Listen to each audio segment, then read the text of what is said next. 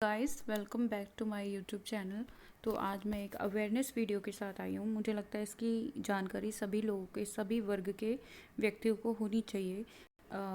जो 2 दिन पहले एक न्यूज़ आई थी कि 26 ईयर ओल्ड एक लड़का है अविनाश, जो कि बेंगलुरु में रहता है, एमबीए करा हुआ, उसने सुसाइड कर ली। तो ऐसा हुआ था, सुसाइड करने के बाद उनकी सिस्टर को मैसेज आता है किसी ऑनलाइन गैंग का, और वो पैसों की डिमांड करते हैं उनकी सिस्टर से, और बोलते हैं कि अगर उन्होंने पैसे नहीं दिए तो उनके भाई की वीडियो लीक कर दी जाएगी। और जो ये ऑनलाइन गैंग वाले होते हैं, इनको भी नहीं पता होता कि उन्होंने सुसाइड कर लिया अविनाश ने, और उनके घर वालों को, अविनाश के घर वालों को ये पता नहीं होता कि उन्होंने सुसाइड क्यों करी।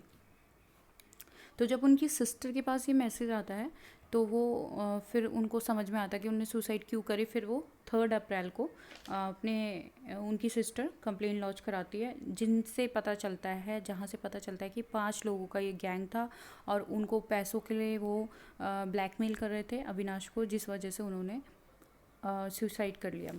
तो रीज़न क्या था? सेक्सटॉर्शन रीज़न था, जो कि बहुत ही आजकल वो चर्चा में है। और ये टॉपिक ऐसा है ना कि लोगों को इसकी अवेयरनेस भी ज़्यादा नहीं है, तो लोग इस चीज़ में फंस जाते हैं, ख़ास तौर पे लड़के।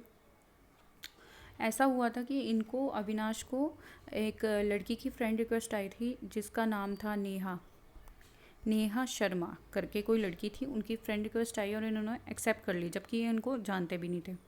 तो एक्सेप्ट करने के बाद फिर इनकी चैटिंग वगैरह हुई, और फिर इनकी वीडियोस इन्होंने अपनी भेजी होंगी उनको, कुछ ऐसी वीडियोस भेजी होंगी जिसके कारण वो लड़की वहाँ से इनको मतलब ब्लैकमेल करने लग गई थी कि अगर तुमने मेरे को पैसे नहीं दिए तो मैं तुम्हारी ये वीडियोस लीक कर दूंगी या तुम्हारी फैमिली के किसी बंदे को भेज दूंगी, ऐसा करके कुछ। तो ये डर गए। पहली अमाउंट इन्होंने 35,000 रुपीज़ उनको ट्रांसफ़र भी करी थी। उसके बाद फिर से उनकी डिमांड आने लगी, जिसके कारण ये पैसे नहीं दे पाए, जिस वजह से इन्होंने 23 मार्च को सुसाइड कर लिया। और ये चीज़ें एक्चुअली जो साइबर क्राइम सेल है, उन्होंने बोला कि इनके केसेस बहुत बढ़ते जा रहे हैं। ठीक है, लॉकडाउन के बाद से इनकी केसेस की संख्या बहुत बढ़ती जा रही है। और हमें ना थोड़ा कॉशियस भी रहना चाहिए। अगर आप किसी ऑनलाइन साइट में डेटिंग कर रहे हैं, जैसे कि ये टिंडर इंडर ऐप वगैरह है, यहाँ से भी ये लोग डेटा ले लेते हैं किसी पर्सन का जिसको इनको परेशान करना होता है।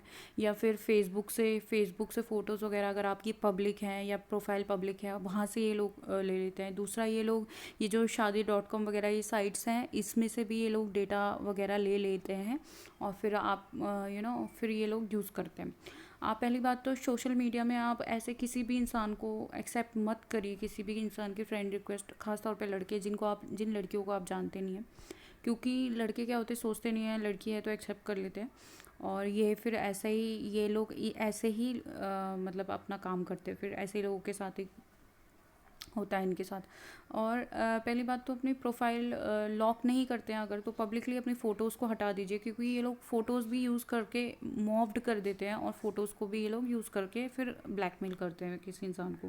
क्योंकि ऐसा केस हुआ है, किसी 54 ईयर्स के कोई बेंगलुरु के बिजनेसमैन, शायद उनके साथ ऐसा हुआ था कि उनकी फ़ोटोज़ पब्लिक थी तो मॉफ्ड करके उनको ब्लैकमेल किया था। ठीक है, तो सबसे ज़्यादा आप कॉशियस रहिए इस चीज़ के लिए, क्योंकि ये हर एक एज ग्रुप के पर्सन को पता होनी चाहिए ये चीज़ें, कि क्या क्या चीज़ें आप कैसे कैसे मेंटली अवेयर रह सकते हैं। आजकल वो ऑनलाइन का ज़माना है, इंटरनेट का ज़माना है, तो आपको ज़्यादा कॉशियस होना चाहिए, क्योंकि लोग क्या क्या कैसे भी करके यूज़ कर सकते हैं आपके खिलाफ। तो अपनी प्रोफाइल पब्लिक नहीं करते हैं तो अपनी चीज़ों को पब्लिक ना करें, फ़ोटोज़ को पब्लिक ना करें। दूसरी बात, आप जिनको नहीं जानते उनको उनकी फ्रेंड रिक्वेस्ट एक्सेप्ट ना करें, या फिर उनको जो लिस्ट में आपकी फ्रेंड लिस्ट में हैं, आप उनको नहीं जानते, उनको अनफ्रेंड कर सकते हैं। तो अवेयर रहिए, कॉशियस रहिए। Thank you.